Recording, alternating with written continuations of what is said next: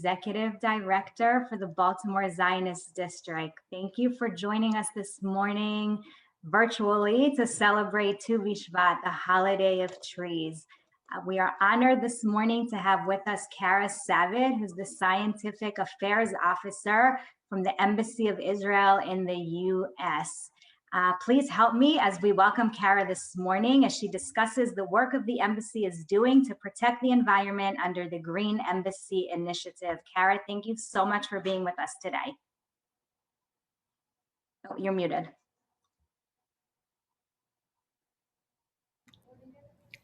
Hello, everyone, and thank you so much for joining us today. My name is Kara Savitt, and I am the Scientific Affairs Officer at the Embassy of Israel in Washington, D.C. On behalf of the embassy, we are proud to be partnering with the Baltimore Zionist District for their Tu Bishvat celebration. Tu Bishvat, or the Israeli Arbor Day, is celebrated in Israel by planting trees and bringing awareness to preserving the gorgeous natural beauty of the country. This tradition has special significance with the founding of Israel. On February 14, 1949, which coincided with the holiday of Tu Bishvat, Prime Minister David Ben-Gurion, along with many other parliament members, made a stop at Shachar Chagai en route to Jerusalem for the first Knesset assembly. There, they planted trees in honor of the holiday. In fact, Israel is one of only 2 nations in the world that had a net gain of trees entering in the 21st century. Today, the Israeli government is steadfast in keeping up with the tradition of protecting the environment. For several years now, the Knesset has been a major hub of activity related to all aspects of environmental protection. The goal is to become a leading parliament in the field of environmental protection and serve as a model and symbol for the preservation of values of sustainability in Israel and the world. The vision of a green Knesset is to make the legislative body and House of the People an example for the public in hopes that the issue of environmental protection will become one of society's top priorities around the world. Already, several initiatives have been implemented to inform those visiting the Knesset about the Parliament's efforts in areas of sustainability and environmental protection with the purpose of setting an example for others to follow. The Embassy in DC has sought to replicate this model under our Green Embassy initiative. We are proud to promote individuals and organizations who are making real changes to sustaining and protecting our environment through our webinar series. Past green webinars have included sustainability in fashion and solutions for ocean acidification. The embassy also has a robust recycling program where, in addition to paper, all batteries are recycled. We also help to bring and coordinate delegations that thrive on environmental issues and initiatives from Israel to the United States. And in addition, with our Abraham Accords, we hope to expand these issues in our region with our new allies and with the United States. These issues focus on a variety of areas from water management to recycling, desalination, and combating desertification. If you have any recommendations on partner organizations to get involved with this initiative here at the embassy, please reach out to me through my email that will be shared after the event. And in order to stay up to date on all of our Green Embassy events, please follow us on social media platforms. We are especially excited that our new ambassador was formerly Minister for Environmental Protection, so we look forward to promoting these ideals of sustainability and environmentalism in Israel and beyond. Thank you so much. Thank you so much, Kara. Good morning, everybody. My name is Adi Ratzon. I am Israel Shlicha here at the Baltimore Zionist District, and I'm honored to introduce you our tour guide for today, Gadi Bendov.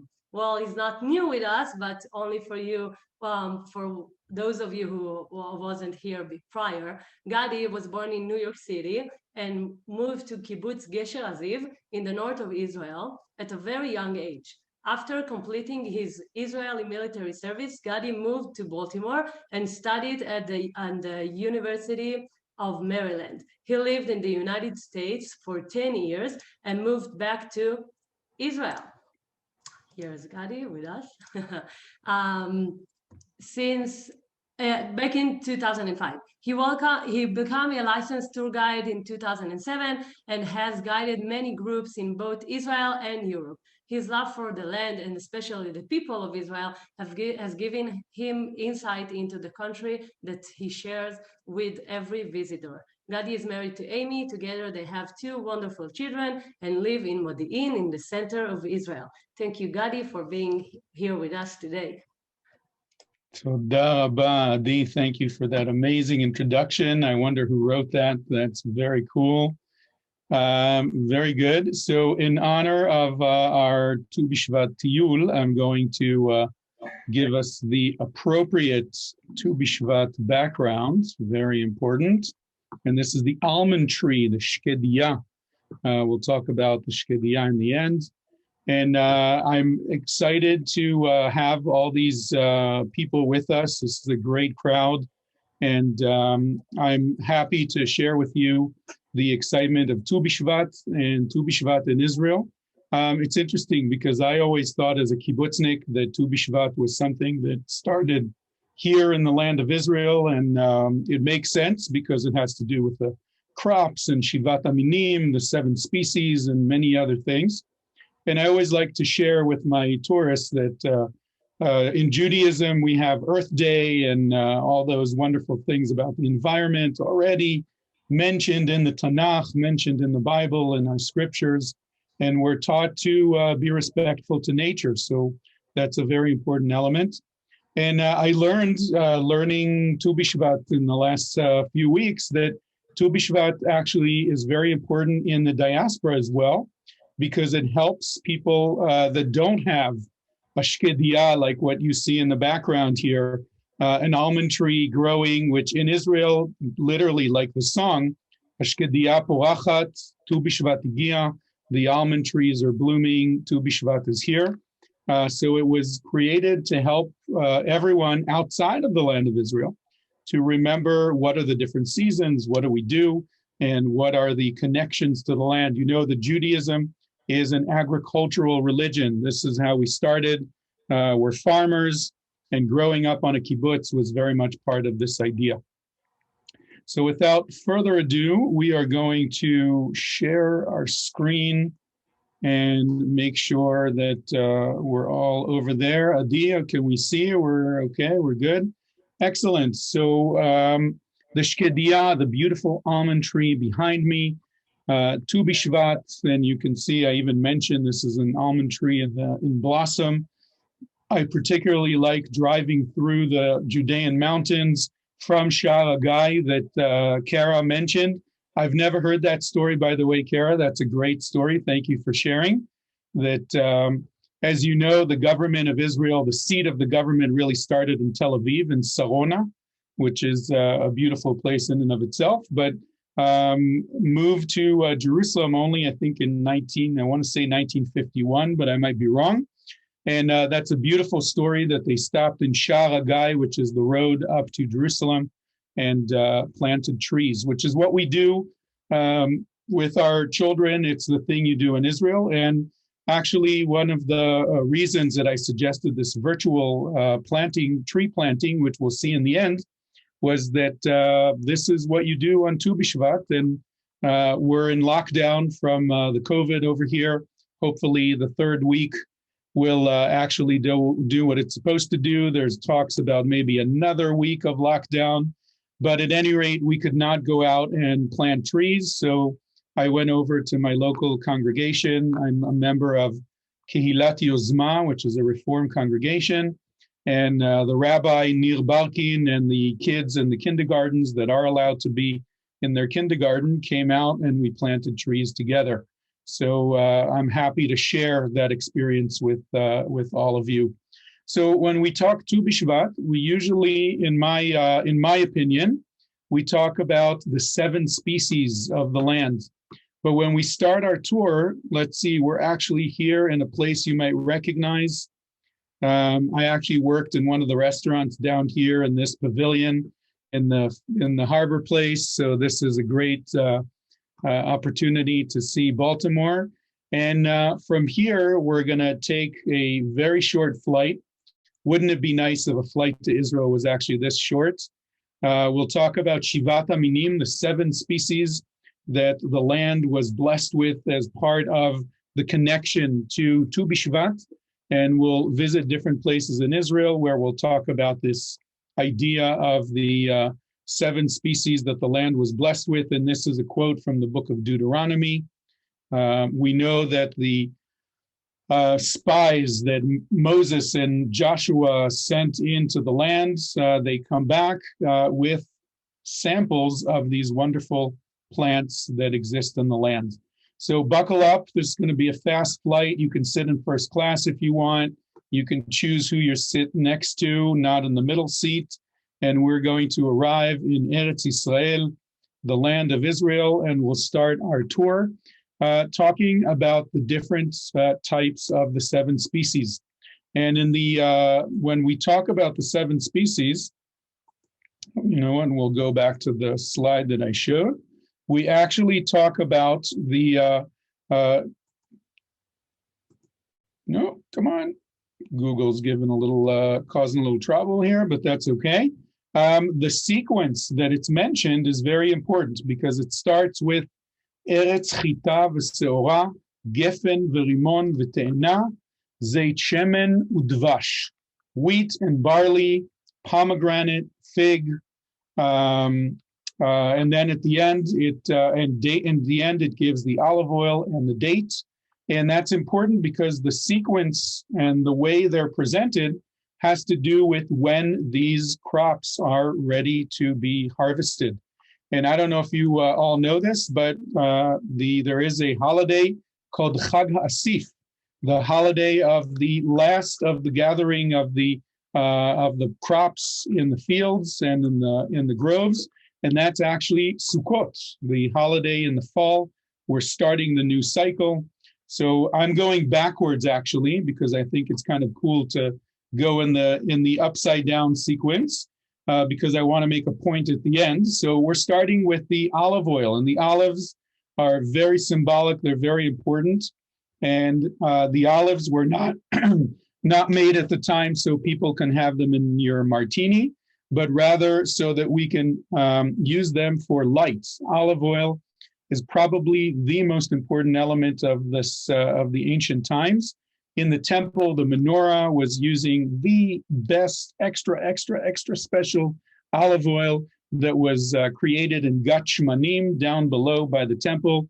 Mount of Olives in Jerusalem, as you know, is called that way because there are lots of olives.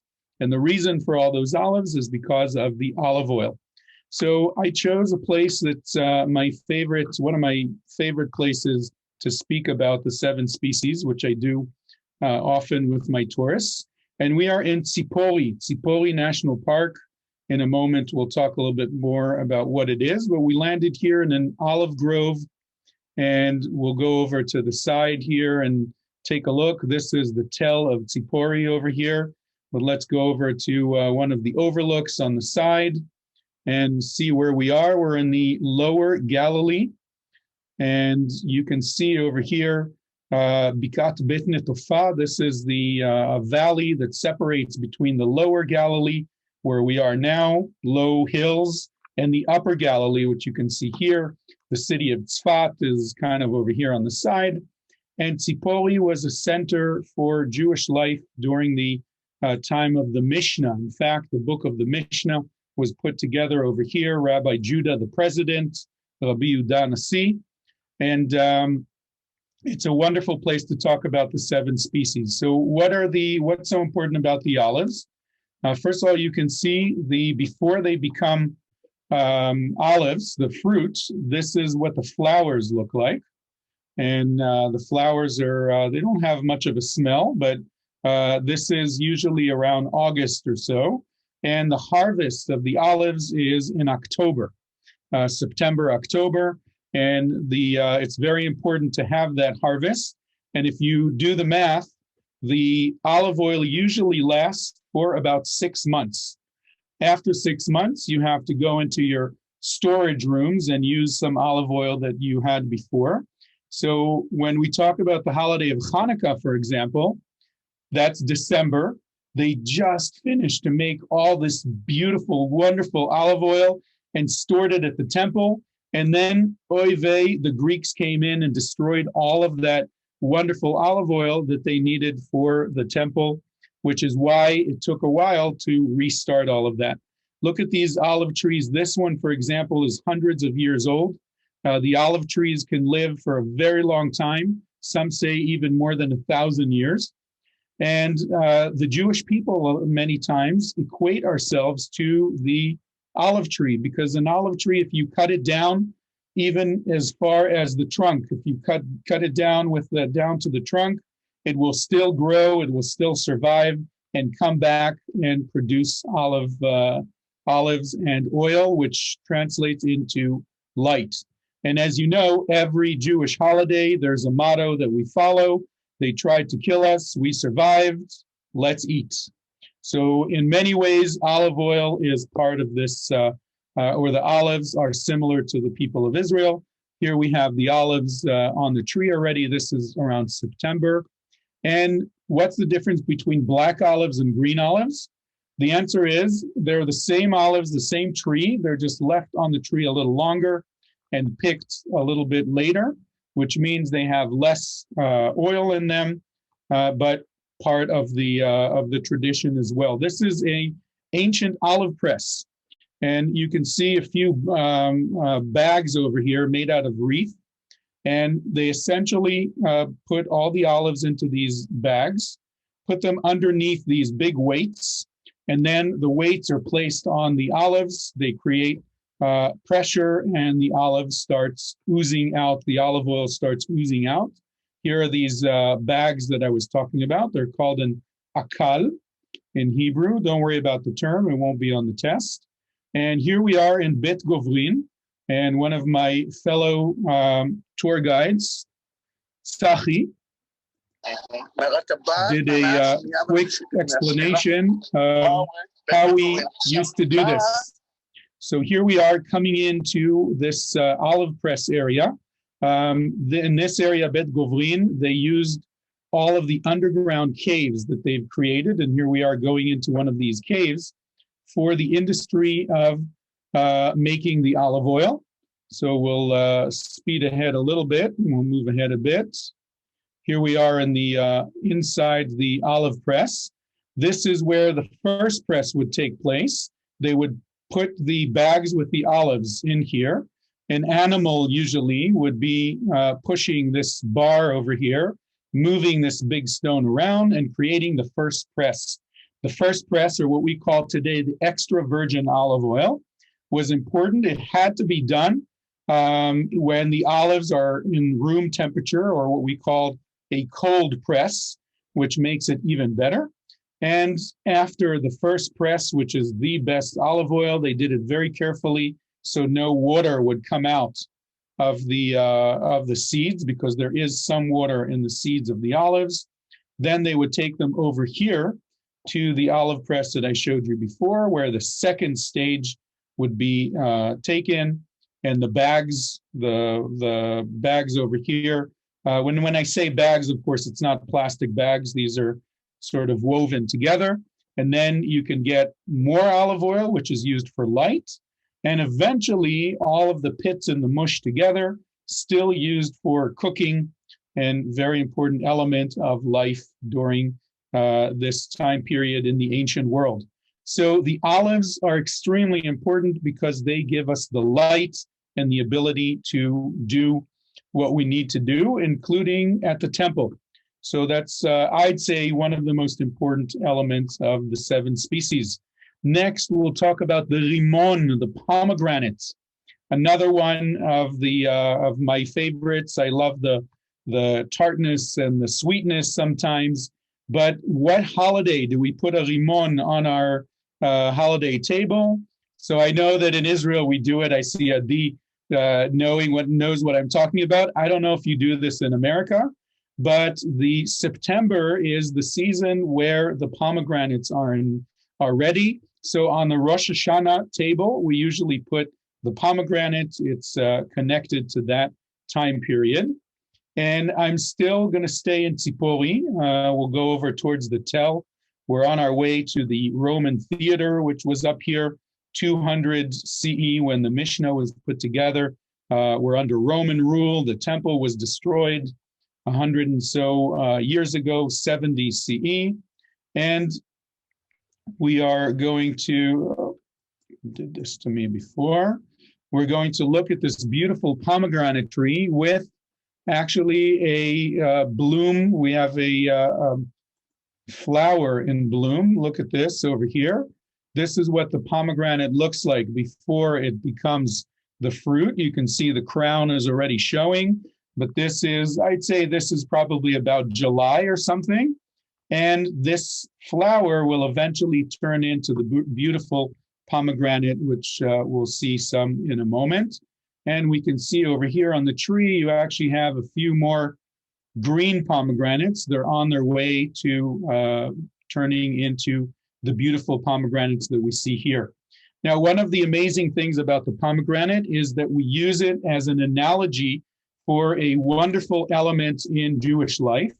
And I'll explain in a moment, because when you open the pomegranate and count the seeds, there is a story, a theory, that you will always get to the number 613.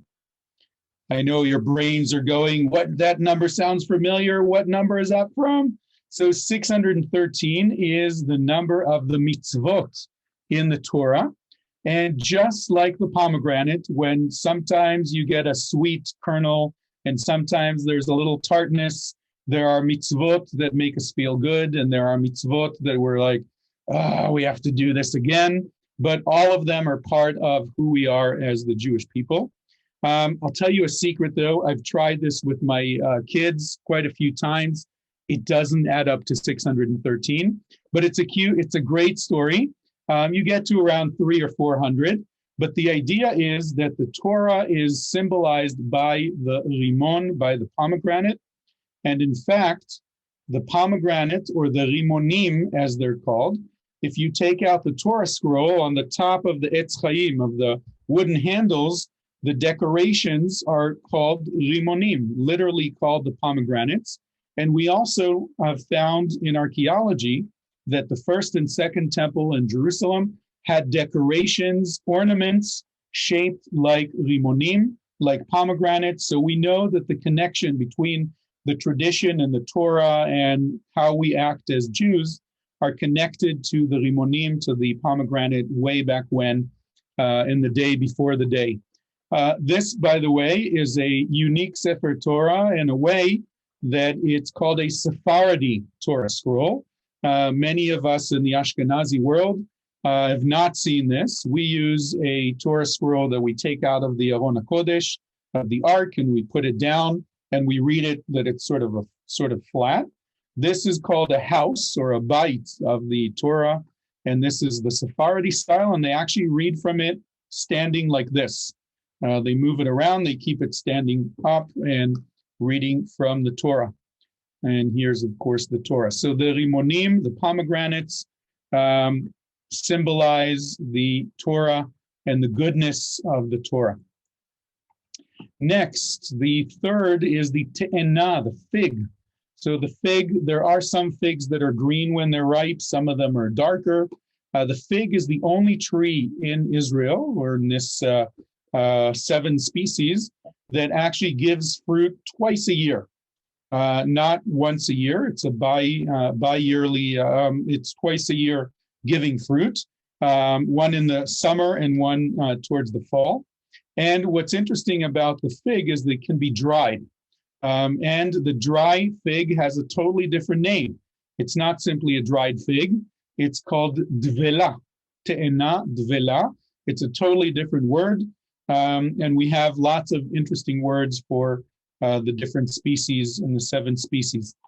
Going to see the te'enim, or the figs, I chose a place that for me always reminds me of figs, because there are beautiful fig trees. We went all the way up north by the border with Lebanon. The other side of this hill is the border fence with Lebanon. And we're in a place called the Banyas, or Nachal Hermon, the Hermon stream. And take a look at this really big fig tree over here. This, I think, is good that there's somebody here standing so you can see the size of these fig trees. They're huge, and there are a lot of them when you walk through. As I said, I was sitting and preparing for this presentation. I tried to figure out places that when I visit, it reminds me of the different species that we have. And Banyas is a very interesting site because it used to be called Panias. It's a Greek city with a temple for the god Pan. Over here in this cave, they had a temple and a sacrifice for the god Pan. Pan, if you remember your Jewish mythology, your Greek mythology, was the god of, I really don't care about anything. I'm going to go out and have fun. He was always childish and doing things that were irresponsible. And the god of a lot of abundance. And this place around us with all of the water coming out of the stream, and you can see there's a huge amount of water. This is one of the tributaries of the Jordan River. And as I said, Pan, the god of hedonism and lack of responsibility, which is why the story, Peter Pan, he's named Pan just because he didn't want to grow up. He wanted to be a child all the time. So the figs, as we mentioned, twice a year. And what's even more interesting is that these things are not a fruit. These are the flowers of the tree. The fruit of the tree is actually a very small, not very tasty elements on the tree, but the flower are the things that we eat. If you remember, when you open up a fig, there are lots of little dots in there, which are part of the flower of the tree of the te'ena. Obviously, there are other connotations of the fig leaf. In the Renaissance period, they used them to cover up different elements of the human body when they were making statues.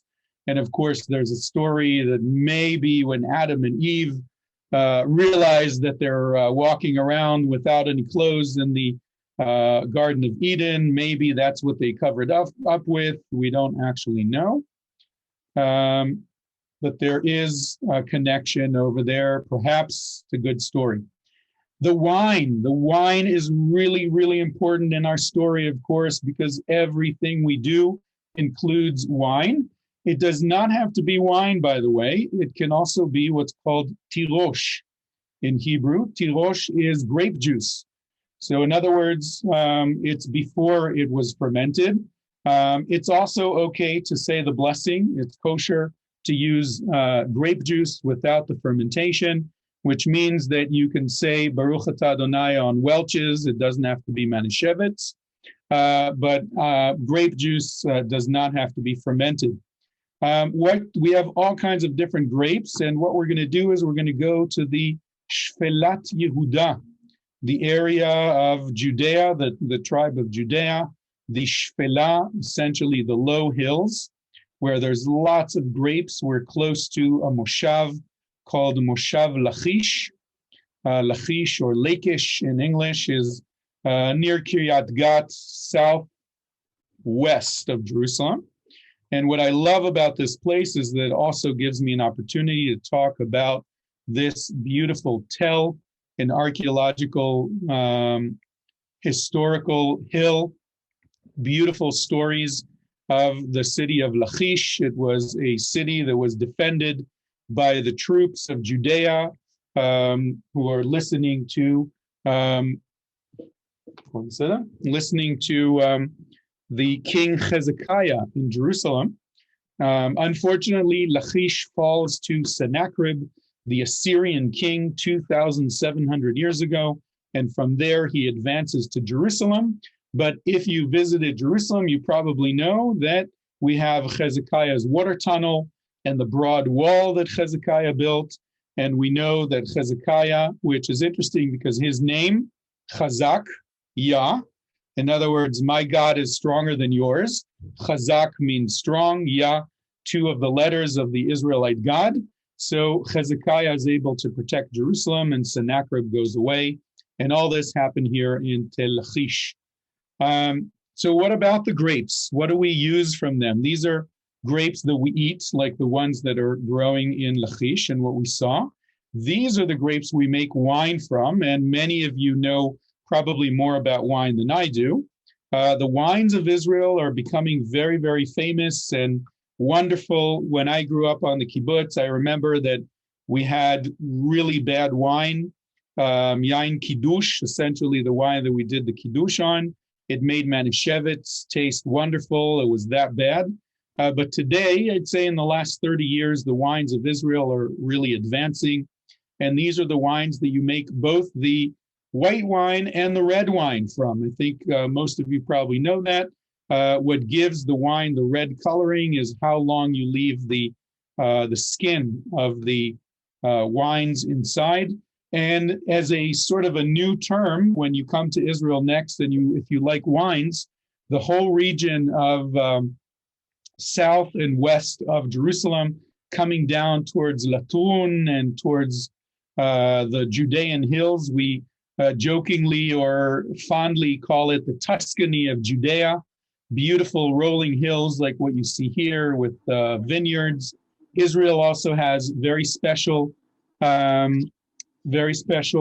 different types of soil, which allows for different flavors. So the Golan Heights, for example, has very special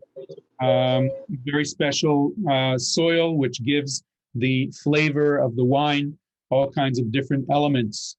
Of course, the wine today is stored in cellars or in caves.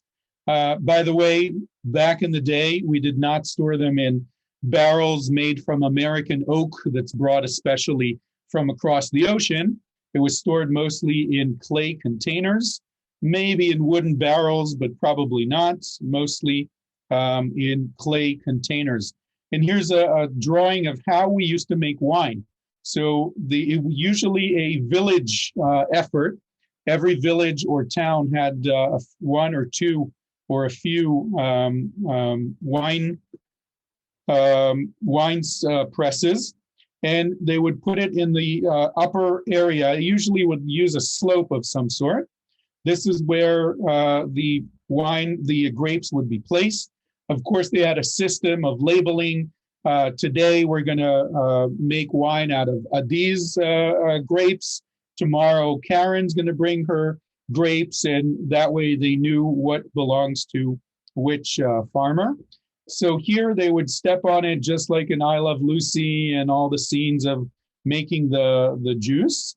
And then it would flow down into this second, number two here, second area, where they would let it sit for a few hours. All of the gunk would fall to the bottom. And then there was a hole kind of halfway in the middle of this second hole where they would scoop it up either by hand or with different tools. They would move just the juice down to hole number 3, where they would let it sit for a little bit longer, so still everything would fall to the bottom, and then scoop it up and fill into the containers. So let's see what this looks like in real life. You can see a real live grape wine press. This is the first area where they would step on the grapes. Then it would flow into this hole where the juice would be collected. And you can see there's a little hole over here that's about halfway up where the juice would flow out. And this would be nice and clean and used for the wine. So the JNF made a very cute movie that I'd like to share with you. And I'll narrate and tell you what they're saying because it's in Hebrew. In this area, there are lots of wine presses that were found, and this is a real wine press, as mentioned. And these two guys are farmers, and they're saying, wow, this was a long harvest season. Let's go make some wine. So this gat in Hebrew, or wine press, is actually carved out of the limestone. Most of Israel is limestone. Where is Shifra with our grapes? Hey, did you remember to wash your feet, Shimshon? Here we go. Here's Shifra with the grapes. Obviously, there would be many more grapes than what they're using here. And of course, she's asking, Zechariah, did you remember to wash your feet? Because last year, the whole village got some kind of food poisoning because you forgot to wash your feet after walking through the area with the goats. So yes, I remember. Don't worry, everything is good. And look at this. From here, the juice flows down to the second hole, where it would sit for a few hours, and eventually, here they go testing the wine, and he says, tastes good, full-bodied, good tannins. And wait a minute, I think Zechariah went by the cows this time because has a bit of a flavor of the cows. Anyway, all joking aside, that is a way to still make wine today. Obviously, the wineries today have a very different system of making that. The wine is important in all of our ceremonies. And as you know, we have a special blessing for the wine, which is not for all of the 7 species. Honey. Now, it says honey, but we're really talking about dates. So where did the honey come from? So when we say the land flowing with milk and honey, we're not talking about milk in the sense of cow milk or milk that comes out of the refrigerator at Whole Foods. We're talking about milk of goats or sheep. And the honey is not bee honey, but rather dates that sit for a long time, get all mushy, and they create something called silan. And silan is the date honey, and that is the honey of the ancient times. And the honey is mentioned last in the series of the different date palm, of the different 7 species. And to see the dates, we're going to go down by the Dead Sea. We're right by the Dead Sea, which is over here. Don't worry, we won't get run over by any of the trucks because we're really invisible. But we're here by the date palms of Kibbutz Kalia. And Kibbutz Kalia is a very interesting name. It's an acronym, Kam L'Tchiyah Yam HaMelach. The Dead Sea has risen back to life, which is a play on words when you think about it. But the reason I wanted to show this over here is because you can see these machines over here, which are essentially a mechanical arm that allows the farmers to get all the way up to the top, because you can see here in the picture where the fruit grows only at the top of the tree. These trees can get as high as 30 or 40 meters.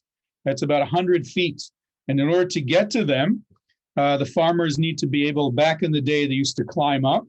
That's a very painful process. There are serious thorns here.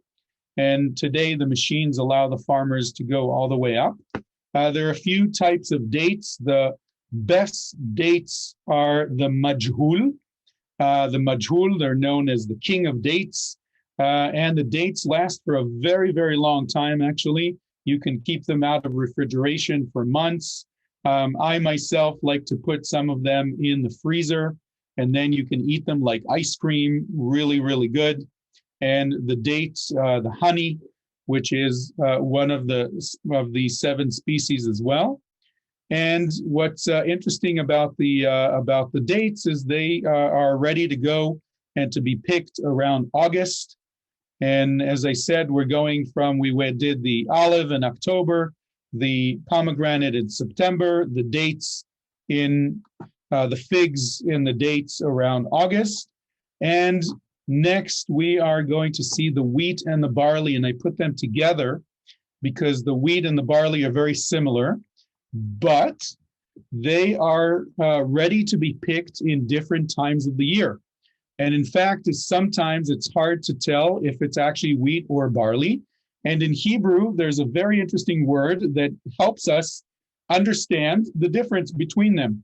Chita is wheat, and barley is seorah, from the word hair, which I don't have much of. So seorah, or hair, here you can see one stalk of barley in the middle of the wheat, and you can see how different the hair is. This is wheat on this side. It does have some hairy ends there, but you can see over here on the left how the barley has much longer strands. So the idea of chita v'seorah, The barley is actually what we start harvesting in right after Pesach. And by the 7 weeks of the Omer, when we get to the holiday of Shavuot, we are then starting to harvest the wheat. So during the wheat and the barley are important. We also have a blessing for them as well, as we know, Hamotzi lechem min haaretz. And for this, I'm going to go back to where I live around Modi'in and some of the fields and the crops all around. And let's land and take a look at the fields of barley. This was taken, wow, this was taken last year, getting close to Pesach. I said wow, because it means that I've been doing virtual tours for close to a year now. And no tourists came to visit. Here's the wheat this would probably be around June, July. And the barley, of course, with the hair that's ready to be picked already in Pesach, after Pesach, and the wheat and the barley. And finally, let us sum of this up and talk about the traditions of Tu Bishvat, because I talked about the 7 species. But what is going on in Tu Bishvat? In Tu Bishvat, we actually have a seder. Seder comes from the word order, just like in Pesach. And what you can see here, my colleague Adina Libor, who's a guide that goes to Neot Dumeen, which we'll see in a moment. Neot Dumeen is a biblical park near the center of Israel. And on the Seder of Tu Bishvat, we actually drink 4 cups of wine. And you can see it starts from the whites, gets a little more red in it, and a little more red, and eventually we get to the red wine. Why do we do that? Because in real life in Israel, the white flowers start right around the time that we are in now. The obviously I'm talking about the almonds behind me, the rakafot, the cyclamens are starting to come out, and most of the flowers are white. Very soon in February, we celebrate a festival called Darom Adom, which is the South turns red. Everyone goes down to the area of the Negev, the Western Negev, near Beersheba and towards Gaza. And you can see fields filled with the anemones and the poppies and the different red flowers. So you can see a little bit of red starting to come in. And then later on, when we're talking already in April, we have some of the red flowers, the tulips and the poppies are starting to come in. And eventually, when we get to May, you have mostly the red flowers. So the cups of wine symbolize also the progression of the flowers in the land in Israel. Tu Bishvat, of course, means the 15th of the month of Shvat. And I'm sure some of you know this. The reason we use the 15th of the month for a lot of our holidays, many of the holidays are on the 15th of the month. Why? Because we have a moon calendar. And the cycle of the moon, we actually mark the whole month. So the middle of the month is always when the moon is completely full in the sky. And that was a good way for the sages, for the rabbis to literally, they would argue, it's almost full, maybe another hour, maybe another day. But word would come out to the rest of the world when the moon was full, and that was the time to celebrate the holiday. So Tu Bishvat as well is the holiday that we celebrate on the 15th of the month of Shvat, which is the beginning of the harvest, or the beginning of things cropping up from the land. Now, this is Neot Dumeen, and I chose the view from up above because I wanted to show you the difference. These are woods or trees planted by the JNF. You can see they're very dense. We also planted in the beginning pine trees that are indigenous to the land, but we chose the wrong kind of pine trees. And unfortunately, for a few decades, we planted pine trees that the needles created havoc underneath them. Lots of different plants couldn't come out from the cover of the needles, but that's a whole other issue. But when we started replanting, we planted very dense. This is, by the way, Ya'ar Ben Shemen, the Ben Shemen area. Unfortunately, a lot of this burned down last year, but don't worry, we're planting it again. On the other side, when you look at the park of Neot Dumeen, which was created in the early 50s, late 50s, the idea was to preserve the land and show what it would look like during the biblical times. So you can see, if we look at this hill, it's a lot less dense. There are some trees here and there, mostly oak trees and carob trees and other indigenous trees, but it's not as dense as we replanted over here. And as was mentioned before, on Tu Bishvat, we go out and plant trees. Israel is one of the only countries in the world that, as Kara mentioned, we have a positive tree count, which means we plant more than we chop down every year. So in honor of Tu Bishvat and with cooperation of the JNF, here we go. We're going to go out and hold on. My friend Emily started too fast. I'm going to start from the beginning. And here's my friend Emily planting a tree for Tu Bishvat. I just planted a tree. We are celebrating Tu Bishvat, an ancient Jewish holiday that celebrates trees and nature. It's also called Chag Le'ilanot, the holiday of trees. I know what you're thinking. It's January. Well, here in Israel, it's almost springtime, and flowers are blossoming, fruits are growing, and everything's green. Traditionally, Tu Bishvat helped farmers calculate the agricultural cycle. The holiday occurs on the 15th of the month of Shvat in the Hebrew calendar, hence the name Tu Bishvat. Nowadays, the holiday is celebrated by planting trees, eating local fruits like figs and nuts, and by raising environmental awareness. Each year, over 1 million Israelis take part in tree planting activities run by the JNF. In the past 100 years, over 250 million trees have been planted by the JNF in Israel. It's no surprise then that Israel is one of the few countries worldwide to enter the 21st century with a net gain of trees. There's even a special song that people sing for the holiday. So now that you know about Tu Bishvat, put on your boots and come plant a tree here in Israel. Be'ezrat Hashem, you guys will be able to come back and remember the quote by Robert Louis Stevenson: "Don't judge each day by the harvest that you reap, but by the seeds that you plant." Happy Tu Bishvat from Israel. Thank you, Emily. Excellent. And thank you to the JNF for producing this beautiful, little video. The planting of the trees, by the way, today we're planting a lot more carobs and oaks, things that are indigenous to the land. And our last scene, we're going to land in my hometown, not too far from my congregation. This is a carob tree that for many years I was thinking should have been the 8th species that would be on the list, because it's very much a Israeli tree.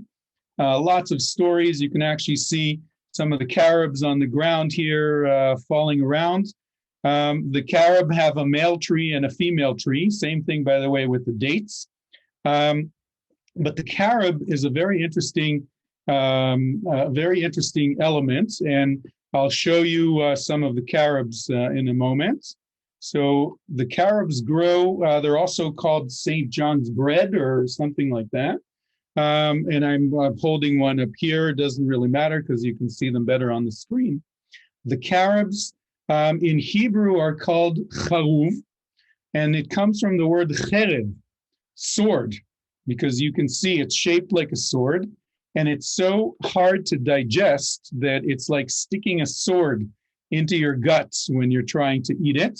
However, it's a fruit that was eaten quite a bit by the sages and by people who couldn't afford or didn't have other food to eat.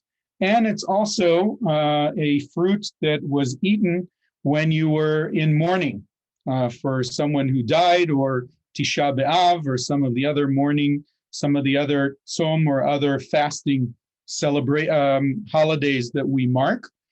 because it causes all of the things that it causes. It was a very common fruit. And even more interesting, and I'm sure some of you know this, the seeds you can see are similar size. And the charuv in English is called carob.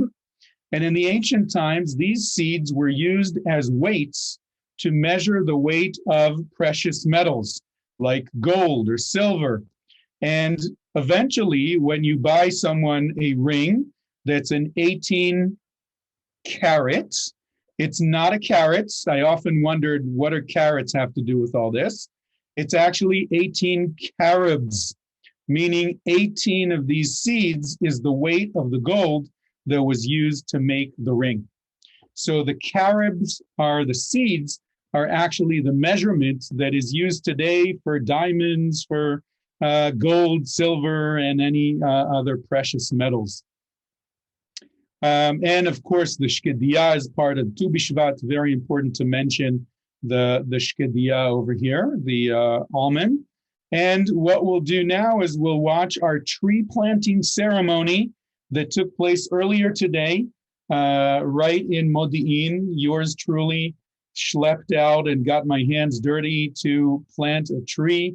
And you'll excuse my editing, it's not that great, but since we are in lockdown and we couldn't actually go out as we usually do, I called my rabbi and he invited me over to our local congregation.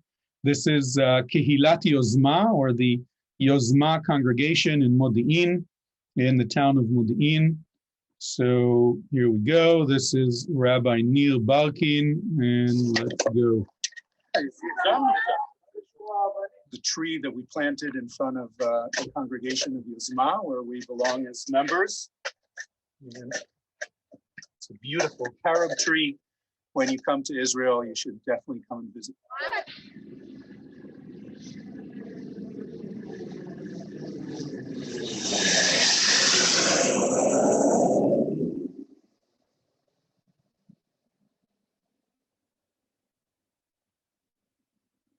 I'm particularly proud of the end of the movie, but that's so that you can see me. Why a carob? Because the carob is, there's a wonderful story, and here I'm holding one of the carobs. It's a story of Choni Me'agel, Choni, the circle maker, who is mentioned in the Mishnah and the Talmud as sort of a guy. Choni is like your average Joe. And he walks in the countryside one day, and he walks by an old man that is planting a carob tree. And he says to him, "Old man, why are you planting this tree? You're an old man." They were very blunt back then, no PC or anything. You're not going to be around to benefit from the fruit of this tree, especially since a carob tree takes at least 7 to 10 years to start bearing fruit and gets to its full potential only 70 years after it's planted. So the old man looks at Choni and says to him, "You're right, I will not be around to benefit from this tree, but just like there are trees around us that my parents and grandparents planted for me to enjoy their fruit, I am planting a tree for the generations to come." So I think in many ways, the connection that we made today between the Baltimore Zionist District and the folks all over North America, I know we have people not just from Baltimore, we symbolically planted seeds in the land of Israel and make a connection that will benefit not just all of us on the call, but also the generations to come. So thank you for joining me. I hope it wasn't too bad and that you didn't suffer too much. And I'm happy to answer any questions if we have time, or I don't know if there's any more of the program that's still going on. So back to you, Karen. Thank you, Gadi. Thank you so much. That was so enlightening and interesting and fascinating. I don't think I've ever learned so much about Tu Bishvat in all my years in every day school, and I hope that none of my teachers are on here. I don't know, or any religious school that I ever went to. So thank you so much for that enlightening tour and seeing Israel and planting a tree in honor of the BZD. That was just, I love the Star Wars ending that you did. That was great. I love it. I taped it on my phone, which I might be posting later on my Facebook page. So thank you so much for that. There's some great comments in the chat. We do have maybe time for like 1 or 2 questions because we did hit the hour mark. I don't see any questions. I see great people that have traveled with you, which I see that have done tours with you, people that want BZD to do tours with you, which you know we always get after our program. But if anybody has a question, please leave it please drop it in the chat in the next few seconds so that I can. So I do see something here, Karen, that someone mentioned. Okay. It's not just a question, but the the pit, there were date pits that were found in Masada that were actually 2 women that are botanists, expert botanists, tried to recreate, because a pit is essentially food for the future. And they were able to grow and germinate a 2,000-year-old date palm from the pits at Masada. They named it Metushelach, named after the grandfather of Noah. He was 900 years old. That would be amazing. But yeah, it's interesting because we've heard a lot in the Bible and other texts talk about the wonder of the dates of Judea and how amazing they were. And hopefully we'll be able to recreate these dates sometime in the near future. Great. Do you see any other questions? No, I just see fantastic. Thank you. Looking forward to future presentations. So yes, thank you, Gadi, for being here. Thank you, Kara, for being here from the embassy.